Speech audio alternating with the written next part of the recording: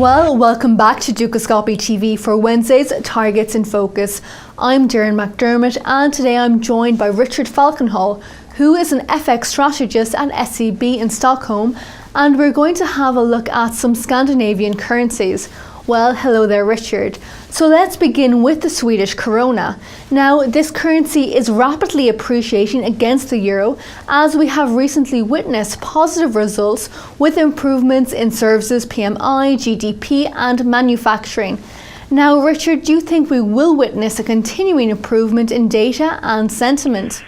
Yeah, I think we have seen a lot of encouraging signs lately here that the momentum in the Swedish economy is actually improving. And that is from a level that is clearly better than what we thought just a few months ago.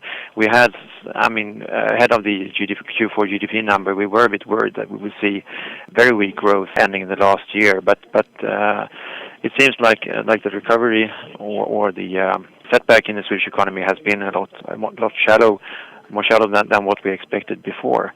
So the Swedish economy seems to be more resilient against the negative growth we see, especially in Europe right now.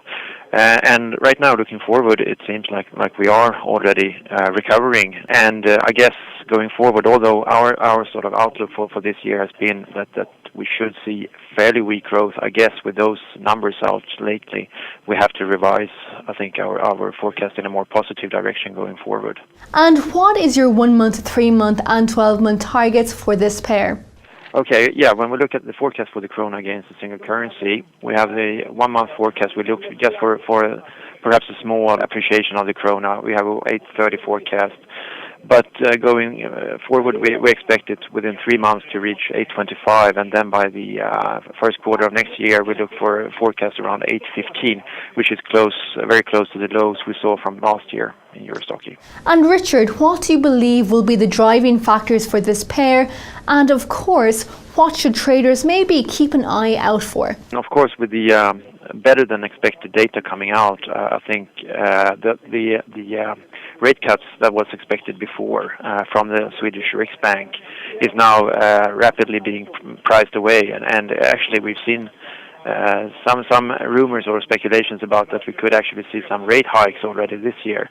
I think at least, monetary policy expectations going in this direction could be one of the forces continuing to help the Swedish krona. Also, another thing we have been talking about for a long time is that the setbacks in the Eurozone actually could be a positive for the stock in that sense that investors try to find alternatives to the euro within Europe that has a lot of stronger fundamentals, and the Swedish market has appeared to be one of those preferred markets then. So actually negative news coming out of the Eurozone has been supportive for the krona as well, and I think that could also be one additional trigger for this year. And also, Richard, on Friday we observed the NOK losing ground against the single currency.